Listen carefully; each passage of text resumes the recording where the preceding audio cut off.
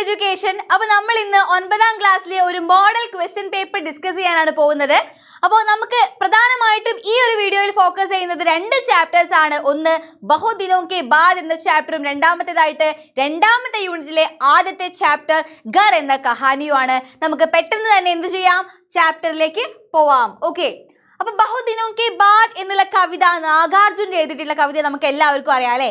ഈ ഒരു പാഠഭാഗവുമായി ബന്ധപ്പെടുത്തിക്കൊണ്ട് എക്സാമിന് ഏതൊക്കെ ടൈപ്പിൽ ചോദ്യങ്ങൾ വരും, 1 മാർക്ക്, 2 മാർക്ക്, 4 മാർക്ക് ക്വസ്റ്റ്യൻസ് ഒക്കെ ഏതൊക്കെ ടൈപ്പിൽ വരും നമുക്ക് നോക്കാം. നോക്കൂ, ആദ്യത്തെ ചോദ്യം, ബഹുത് ദിനോं के बाद നാമക കവിത കിസ്നെ ലിഖ, ആരാണ് എഴുതിയത്? ബഹുത് ദിനോं के बाद എന്ന കവിത എഴുതിയത് ആരാണ്? നമുക്കറിയാം അല്ലേ, നാഗാർജുൻ ആണ് എഴുതിയത്. നാഗാർജുൻ ജി ആണ് എഴുതിയത്. ഓക്കെ, ഉത്തരം കറക്റ്റ് ആയിട്ട് നമ്മൾ പഠിച്ചു കഴിഞ്ഞു. ജീബർ ശബ്ദ കാ മത്ലബ് ക്യാ ഹെ? ജീബർ എന്ന ശബ്ദത്തിന്റെ അർത്ഥം എന്താണ്? എന്താണ്? മൻ ഭർ കെ അല്ലേ, മനസ്സ് നിറഞ്ഞ്, മൻ ഭർ കെ. ഓക്കെ, നെക്സ്റ്റ് ചോദ്യം, യേ കിസ് വിധാ കി രചന ഹെ? ഇത് എന്ത് തരത്തിലുള്ള രചനയാണ്? കവിതയാണോ, കഥയാണോ, ഉപന്യാസമാണോ? ഇതൊരു കവിതയാണ്, നമുക്കറിയാം. കവിത ഹെ, ബഹുത് ദിനോं के बाद എന്നുള്ളത് ഒരു കവിതയാണ്, നമുക്കറിയാം. Okay, next question, is Kavitha may കവി ക്യാ ക്യാ വർണ്ണൻ കർത്തേ ഹെ? എന്തൊക്കെയാണ് ഇവിടെ കവി വർണ്ണിക്കുന്നത്? എന്തിനെ കുറിച്ചാണ് വർണ്ണിക്കുന്നത്? പ്രകൃതി കാ വർണ്ണൻ കർത്തേ ഹെ, പ്രകൃതി കാ വർണ്ണൻ കർത്തേ ഹെ. ഓക്കെ, അടുത്ത നോക്കൂ, കവി ക്യാ ചൂനെ കി ബാത് കഹ് രഹാ ഹെ? ഇവിടെ കവി എന്ത് തൊടുന്നതിനെ കുറിച്ചാണ് പറയുന്നത്? ഉത്തരം ഇങ്ങനെയാണ്, ചന്ദനവർണ്ണി ധൂൾക്കോ, ചന്ദനവർണ്ണി ധൂൾക്കോ അല്ലെ, ചന്ദന നിറമുള്ള ആ ഒരു മണ്ണ് തൊട്ടു എന്നാണ് പറയുന്നത്. ഓക്കെ, നെക്സ്റ്റ് ക്വസ്റ്റ്യൻ, ഗംവയി കിസേ കഹാ ജാതാ ഹെ? ഗംവയി എന്ന് പറഞ്ഞാൽ എന്താണ്? ഗംവയി എന്ന് പറഞ്ഞാൽ ഗ്രാമമാണ്, അപ്പൊ ഗാവാണ് ഉത്തരം. ഇവിടെ നമുക്ക് എന്ത് എഴുതി കൊടുക്കാം? ഗംവയി എന്ന് പറഞ്ഞാല് ഗാവാണ്, ഗാവ്. ओके, नेक्स्ट क्वेश्चन, बहुत दिनों के बाद कवि ने क्या देखा? ले, बहुत दिनों के बाद कवि ने क्या देखा? നമുക്കറിയാം, പക്കി സുൻഹലി ഫസലോം കി മുസ്കാൻ ദേക്കാ ഹെ. എന്താണ്?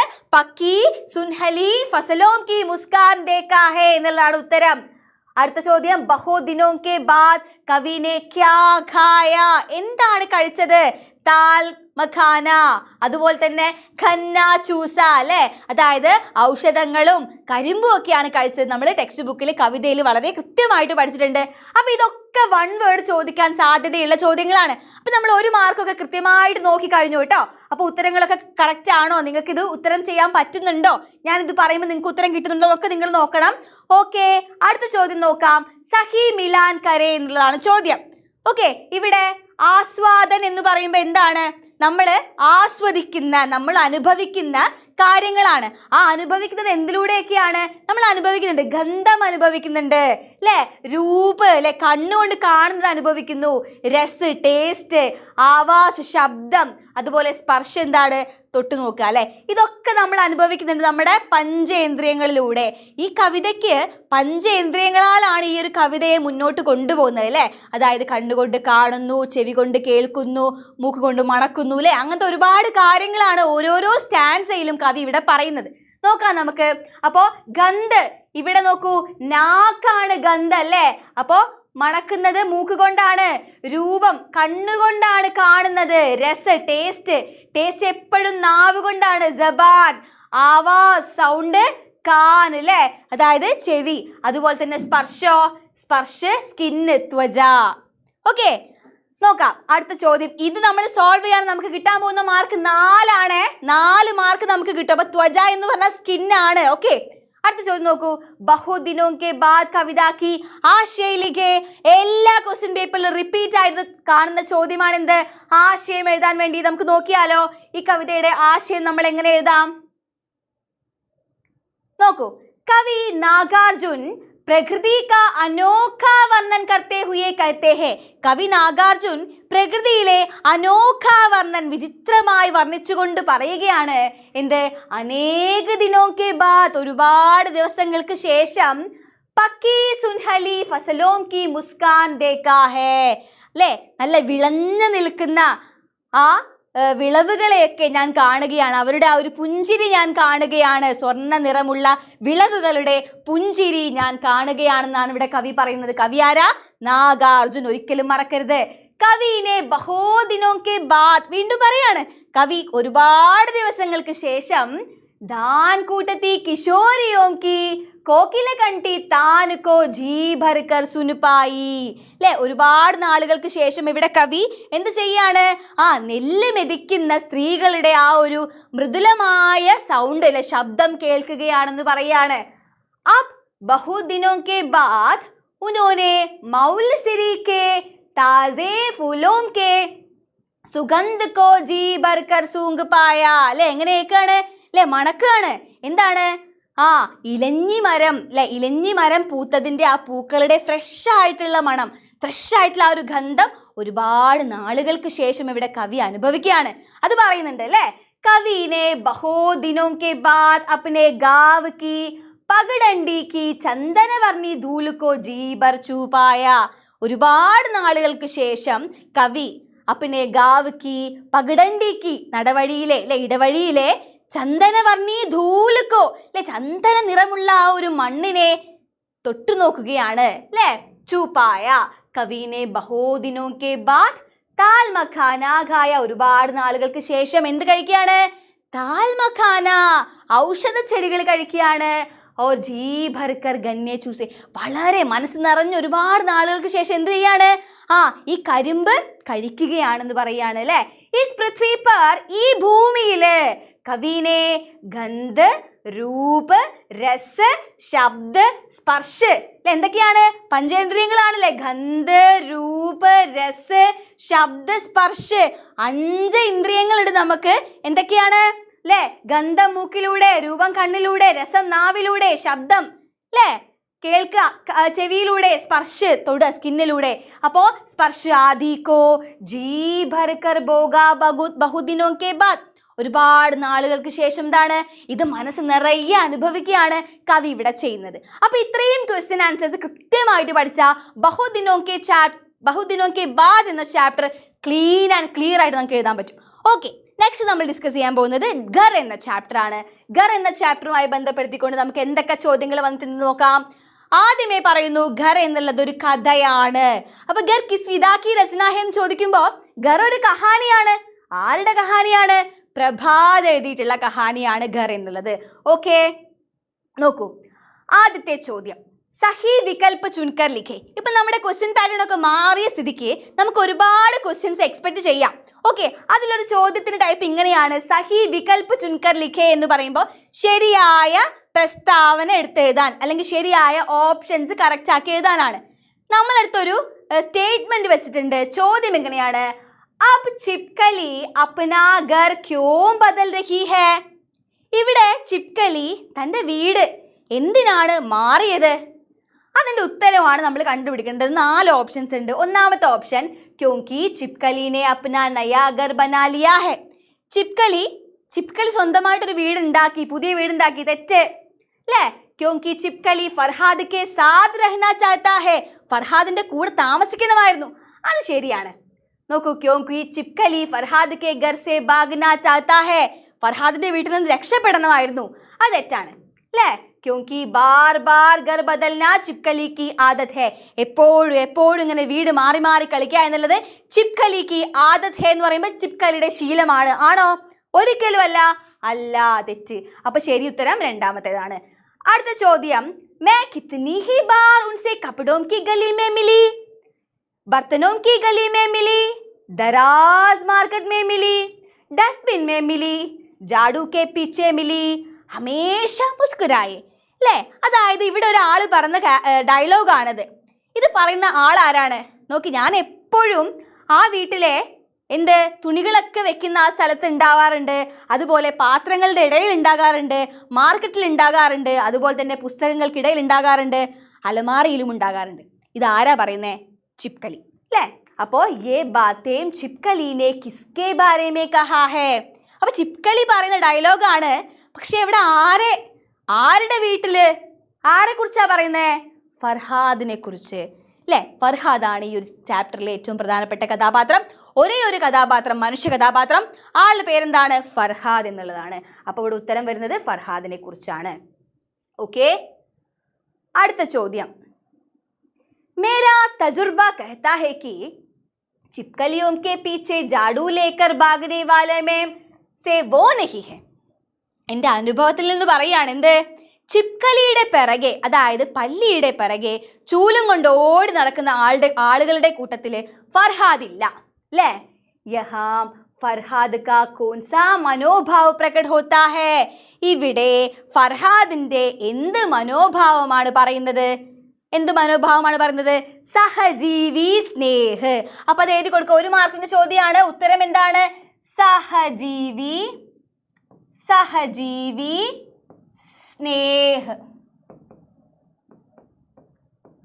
ഓക്കെ, അടുത്ത നോക്കൂ. കുച്ച് ലോഗ് അല്ലേ? കുച്ച് ലോഗ് खुद तो लोगों का खून ही पिए और दूसरों के चाहे कि वे शाकाहारी रहे. അതായത് കുറച്ച് ആളുകള് സ്വയം പറയുന്നുണ്ട് എന്താണ്? ഞങ്ങള് നല്ല ആളുകൾ, ഞങ്ങൾ വെജിറ്റേറിയൻസ് ആണ്, പക്ഷെ അവർ എന്ത് ചെയ്യുന്നുണ്ട്? മറ്റുള്ളവരുടെ ചോര കുടിക്കുന്നുണ്ട് അല്ലെ? ഇത് ആര് പറയുന്നതാണ്? യഹാം ചിപ്കലി അല്ലെ? ചിപ്കലി പറഞ്ഞ ഡയലോഗാണ്. ആരെ കുറിച്ചാണ് പറയുന്നത്? മച്ചറിനെ കുറിച്ചാണ് പറയുന്നത്, കൊതുകിനെ കുറിച്ചാണ് പറയുന്നത്. ഇത് പറയാനുള്ള ഉദ്ദേശം എന്താണെന്നാണ് ചോദ്യം. നമുക്ക് ഉത്തരം നോക്കാം.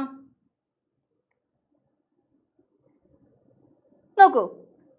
ആം തൗർ പർ മക്കി മച്ചർ ചിപ്കലിയോं के भोजन है അല്ലേ? നമുക്കറിയാം എന്താണ്? സാധാരണഗതിയിൽ മക്കിയും മച്ചറും ഒക്കെ ചിപ്കലിയുടെ ഭക്ഷണമാണെന്നും അതുപോലെ തന്നെ മച്ചർ ദൂസരോं का खून पीता है. കൊതുക് എപ്പോഴും എന്താണ്? മറ്റുള്ളവരുടെ എന്ത്? ചോര കുടിക്കും അല്ലേ? ഖൂൻ പീന മച്ചറോं की आदत है. ഈ രക്തം കുടിക്കുക എന്നുള്ളത് ഈ കൊതുകുകളുടെ ഒരു ശീലമാണല്ലോ. ആണ് അല്ലേ? വഹി മച്ചർ ചിപ്കലി കോ ദേഖർ ഉസേ അപ്നി ബദ്കിസ്മതി കഹതാ ഹേ. ഇവിടെ ഈ കൊതുക് എന്ത് ചെയ്യാണ്? നമ്മുടെ ചിപ്കലിയെ കണ്ടപ്പോ, ചിപ്കലി പല്ലിയാണ്, ചിപ്കലിയെ കണ്ടപ്പോ എന്തു പറയും? നമ്മുടെ നിർഭാഗ്യം എന്ന് പറയാണ്, കരുതുകയാണ് അല്ലേ? കാരണം പല്ലികൾ എപ്പോഴും കൊതുകുകളെ തിന്നുമല്ലോ. അതുകൊണ്ട് തന്നെ തന്റെ നിർഭാഗ്യമായിട്ടാണ് പല്ലിയെ ഇവിടെ കൊതുക് കാണുന്നത്. ചിപ്കലി കെ ഉപയുക്ത കഥൻ മേ മക്കി മച്ചരോം കെ പ്രതി ഉസ്കാ വിരോധ പ്രകട് ഹേ. താല്പര്യമില്ലായ്മയാണ് ഇവിടെ കാണിക്കുന്നത്. അതായത് മക്കിയോടും മച്ചറിനോടും ഒരു താല്പര്യമില്ലായ്മയാണ് ആർക്കുള്ളത്? നമ്മുടെ ചിപ്കലിക്ക് ഉള്ളത്. ഓക്കെ, ക്ലിയർ ആണല്ലോ? അടുത്ത ചോദ്യം നോക്കാം. സഹി മിലാൻ കരേ അല്ലെ? സഹി മിലാൻ കരേ എന്നുള്ളതാണ്. ഇവിടെ കുറേ കാര്യങ്ങളുണ്ട്. വാക്യ ക്യാ കർത്താ ഹേ, ഇവിടെ കുറെ കാര്യങ്ങൾ ചെയ്യുന്നുണ്ട് അല്ലേ? അപ്പം കുറെ ഡയലോഗ്സ് ഉണ്ട്. ആ ഡയലോഗ്സ് ഒക്കെ ആരാണ് ചെയ്യുന്നതെന്നാണ് നോക്കുന്നത്. നോക്കൂ. പത്രക്കാർ ഹോനെ കെ നാത്തെ ഘർ മേ ആത്താ ജാത്താ രഹതാ ഹേ. ഈ ഒരു ചോദ്യത്തിന്റെ ഉത്തരം 4 മാർക്കാണ് കിട്ടുക. പക്ഷെ ഇത് ഈ ചാപ്റ്റർ വായിച്ച ഒരാൾക്ക് മാത്രമേ ആൻസർ ചെയ്യാൻ പറ്റുള്ളൂ. ചോദ്യം ഇങ്ങനെയാണ്. എന്താണ്? പത്രക്കാർ ഹോനെ കെ നാത്തെ ഘർ മേ ആത്താ ജാത്താ രഹതാ ഹേ. പത്രക്കാരായതുകൊണ്ട് വീട്ടില് വന്നും പോയും കളിക്കുന്നത് ആരാണ് ഈ കൂട്ടത്തില്? തത്തയ്യാണോ, ചൂഹയാണോ, കാലിചീണ്ടിയാണോ, മക്കിയാണോ? ചൂഹയാണല്ലേ? അപ്പൊ ഒന്നാമത്തേത് ചൂഹ. രണ്ടാമത്തെ നോക്കാം. ചിപ്കലി കോ അപ്നി ബദ്കിസ്മതി കഹതി ഹേ. ചിപ്കലിയെ തന്റെ നിർഭാഗ്യമായിട്ട് കാണുന്നത് ആരാണ്? നോക്കൂ, മക്കിയാണ്. അപ്പൊ 2 അല്ലേ? മൂന്നാമത്തെ നോക്കൂ. മക്കടി ഓർ ചിപ്കലി കോ ചായ് പീനെ ബുലാത്തി ഹേ. മക്കടിയെയും ചിപ്കലിയെയും ചായ കുടിക്കാൻ വിളിച്ചത് ആരാണ്? തത്തയ്യ. അപ്പൊ 3. നാലാമത്തെ നോക്കാം. ദീവാർ കി പുതായി കി പപ്പടി മേ രഹതി ഹേ. ചുമരിന്റെ ആ ഇളകിയ പാളികൾക്കുള്ളിൽ താമസിച്ചത് ആരാണ്? കാലി ചീണ്ടി. 4 കാലി ചീണ്ടി. ഓക്കെ, ക്ലിയർ ആണല്ലോ? അടുത്ത നോക്കാം. ജീവൻ മേ ഘർ കാ മഹത്വ ക്യാ ഹേ. നമ്മുടെ ജീവിതത്തിലെ വീടിന്റെ ഒരു പ്രാധാന്യം എന്താണ്? നമ്മുടെ ജീവിതത്തിലെ വീട് എന്നുള്ളത് ഒരു സംരക്ഷണത്തിന്റെ ഒരു റെപ്രസെന്റേഷൻ ആണ്. അപ്പൊ ഇവിടെ സംരക്ഷൺ. അപ്പൊ ഘർ എന്ന് പറയുന്നത് എന്താണ്? എപ്പോഴും ഘർ ഈസ് ഈക്വൽ ടു സംരക്ഷണം ആണ് അല്ലേ? നമുക്കൊരു സംരക്ഷണമാണ് വീട്. ഓക്കെ, അടുത്ത ചോദ്യം. ഹോ ചിപ്പു മേ തുമാരാ ദർദ് സമജ് സക്താ ഹൂ. എനിക്ക് നിന്റെ വേദന മനസ്സിലാകുന്നുണ്ട് എന്ന് ആര് പറയാണ്? ഗിർഗിറ്റ് പറയാണ് അല്ലേ? യഹാം ചിപ്കലി കെ കിസ് ദർദ് കി ഓർ സങ്കേത് ഹേ. ചിപ്കലിയുടെ എന്ത് വേദനയെ കുറിച്ചാണ് ഇവിടെ പറയുന്നത്? യഹാം ദൂസരോം കാ ദർദ് സമജ്നെ കാ മത്ലബ് ക്യാ ഹേ. ഇവിടെ മറ്റുള്ളവരുടെ വേദന മനസ്സിലാക്കുന്നു എന്ന് പറയുന്നത് എന്തുകൊണ്ടാണ് എന്നാണ് ചോദ്യം. നമുക്ക് ഉത്തരം നോക്കാം.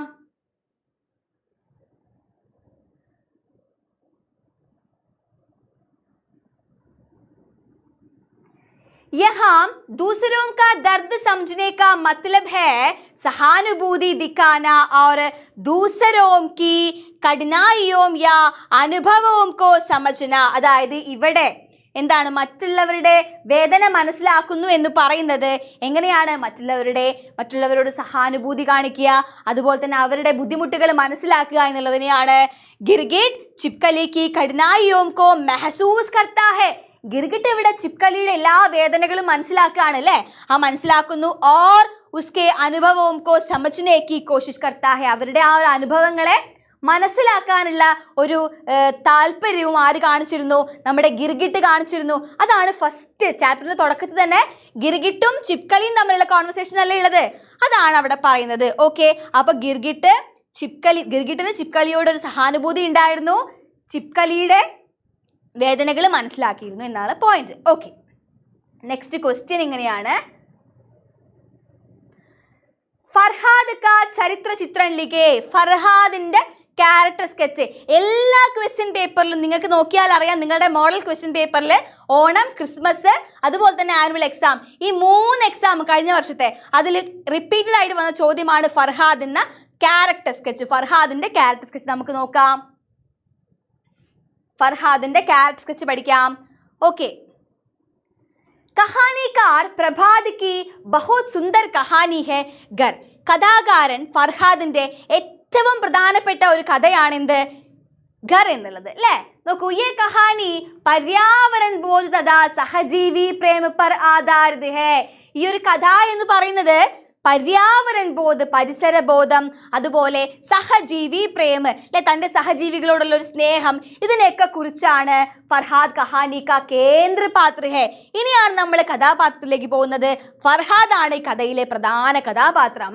അപ്പനെ മൗലിക സ്വഭാവസേ, തൻ്റെ ഐഡിയൽ ക്യാരക്ടർ കൊണ്ട്, മൗലിക സ്വഭാവം കൊണ്ട് വ കഹാനി കാ മുഖ്യ ആകർഷൺ ബൻ ജാത്താ ഹെ. തൻ്റെ കഥയിലെ പ്രധാന കഥാപാത്രമായിട്ട് മാറിയിരിക്കുകയാണ് ആര്? ഫർഹാദ്. അപ്നെ ഘർ കോ ലേക്കർ ഫർഹാദ് കാ വിചാർ കാഫി അലഗ് ഹെ. തൻ്റെ വീടിനെ കുറിച്ച് ഫർഹാദിനൊരു ചിന്താഗതി വേറെ തന്നെയാണ് അല്ലേ? വ വിശ്വാസ് കർത്താ ഹെ കി, അവർ വിശ്വസിക്കുന്നത് എന്താണ്? घर केवल उसका नहीं बल्कि घर में रहने वाले तमाम सूक्ष्म പ്രാണിയും തഥാ ജീവവും കാ ബി ഹെ. വീട് അവർക്ക് മാത്രമുള്ളതല്ല, എല്ലാ ജീവജാലങ്ങൾക്കും ഉള്ളതാണെന്നാണ് പറയുന്നത്. ഓക്കെ, ക്ലിയർ ആണല്ലോ? അടുത്ത ചോദ്യം ഇതാണ്. പ്രകൃതി കാ സംരക്ഷൺ ഘർ കാ സംരക്ഷൺ ഹെ. ഇതുമായി ബന്ധപ്പെടുത്തിക്കൊണ്ട് ടിപ്പണി എഴുതാൻ വേണ്ടിയിട്ടാണ്. ഓക്കെ, അപ്പൊ നോക്കാം. പ്രകൃതി അപ്നി വിവിധത തഥാ വൈചിത്ര്യ കെ കാരൺ അൻമോൽ ഹെ. പ്രകൃതി തൻ്റെ വൈചിത്രവും അതുപോലെ തന്നെ വിവിധതയും കൊണ്ട് അൻമോലാണ്, പ്രീഷ്യസ് ആണ് എന്ന് പറയാണ്. സൈക്കഡോം ജീവജന്തുവും തഥാ പേട് പൗധവും സേ ഭരി ഹേ പ്രകൃതി.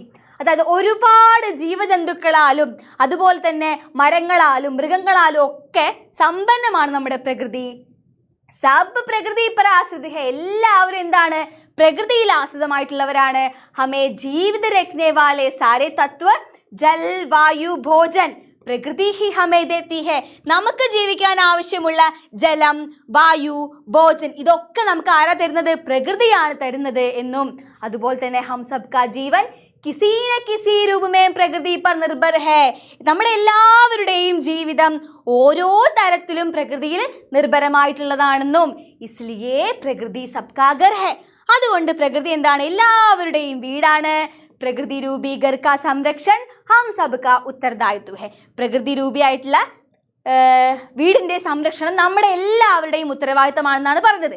അപ്പൊ ഈ ചാപ്റ്ററിൽ ഇനി പ്രകൃതി സംരക്ഷൺ പർ പോസ്റ്റർ തയ്യാർ കരയെന്ന് വന്നു കഴിഞ്ഞാൽ നിങ്ങൾക്ക് ഇതിൽ നിന്ന് തന്നെ ഏതെങ്കിലും പോയിന്റ് എടുത്ത് എഴുതാം. അപ്പൊ ഈ ഒരു പോയിന്റ് വളരെ ഇമ്പോർട്ടന്റ് ആണ്. പ്രകൃതി ഇപ്പൊ പോസ്റ്റർ ചോദിക്കുകയാണ് നിങ്ങൾക്ക് ഇത് മാത്രം എടുത്ത് എന്ത് എഴുതാം? പോസ്റ്റർ ആക്കി എഴുതാം. ഇവിടെ ഈ നീല ബോക്സിലുള്ളത്, ഈ നീല ബോക്സിൽ മുഴുവൻ ഉള്ളത് എന്താണ്? പ്രകൃതി ഹമാരി ഘർ ഹെ, പ്രകൃതി രൂപി ഹമാരി ഘർ കാ സംരക്ഷൺ ഹം സബ് കാ ഉത്തരദായിത്വ ഹെ എന്ന് പറഞ്ഞിട്ട് 2 ലൈൻ എഴുതുക. അതിൽ മരങ്ങളൊക്കെ വെച്ചിട്ടുള്ള ഒരു ചിത്രമൊക്കെ വരച്ചു കൊടുക്കുക. എന്നിട്ട് എന്ത് ചെയ്യുക? ഒരു പോസ്റ്റർ തയ്യാറാക്കുക. ഓക്കെ, ക്ലിയർ ആണല്ലോ? അടുത്തത് ഇനി നിങ്ങളോട് ചോദിക്കാൻ സാധ്യതയുള്ളത് കുറച്ച് ജീവജാലങ്ങളുടെ, കുറച്ച് ജീവികളുടെ, നമ്മുടെ ഘർ എന്ന കഥയുമായി ബന്ധപ്പെടുത്തിക്കൊണ്ടുള്ള കുറച്ച് ജീവികളുടെ ചിത്രങ്ങൾ തരും. ആ ചിത്രങ്ങൾ ഏതൊക്കെയാണെന്ന് നിങ്ങളടുത്ത് ഐഡന്റിഫൈ ചെയ്യാൻ പറഞ്ഞാൽ നിങ്ങൾ എന്ത് ചെയ്യണം? ഇത് ആരാണ്? ഇത് ചിപ്കലിയാണ് കേട്ടോ. ഇനി ഇത് ഗിർഗിട്ടാണ്, ഇത് മക്കടിയാണ്, ഇത് മച്ചറാണ്. എല്ലാ ജീവികളുടെയും പേരൊന്ന് ഓർത്ത് വെക്കുക. ഓക്കെ, അപ്പോൾ അത് വളരെ സിമ്പിൾ ക്വസ്റ്റ്യൻ ആണ്. മാക്സിമം മിക്കവാറും വരാൻ ചാൻസ് ഒന്നും ഇല്ല, എന്നാൽ നമ്മൾ പഠിച്ചു വെക്കണം.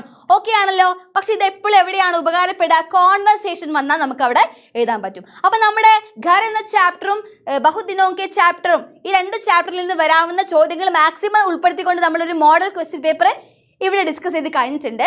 അപ്പോൾ മക്കൾ എല്ലാവരും നമ്മുടെ വീഡിയോ മാക്സിമം ഷെയർ ചെയ്യണം, ലൈക്ക് ചെയ്യണം, നമ്മുടെ ചാനൽ സബ്സ്ക്രൈബും ചെയ്യണം. Okay, by.